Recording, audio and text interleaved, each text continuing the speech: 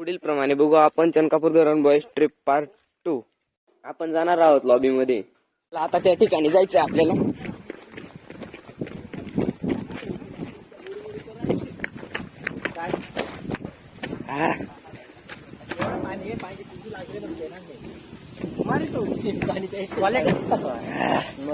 हे बघा जागा आहे. हे जाऊ ना तरी एक नंबर जागा आहे बघा. या ठिकाणी या बघायला बरी जागा आहे. डायरेक्ट वरती पाणी आहे. ते डायरेक्ट दरवाजे ना त्यांच्या लेवलला पाणी आहे. डायरेक्ट कुठल्यावर काहीच दिसणार सुद्धा नाही. आम्ही इथं एकाने कोणी बघायला सुद्धा येणार नाही. या ठिकाणी काय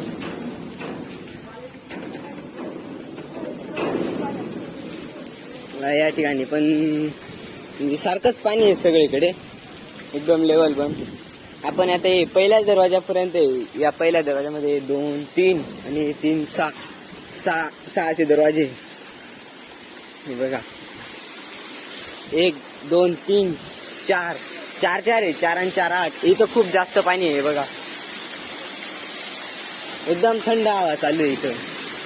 आपल्या भारताचा झेंडा पण फडकतो इथं. खूप चांगली जागा आहे. आत्ताच बनवलेली रेलिंग आहे वाटतं इथं.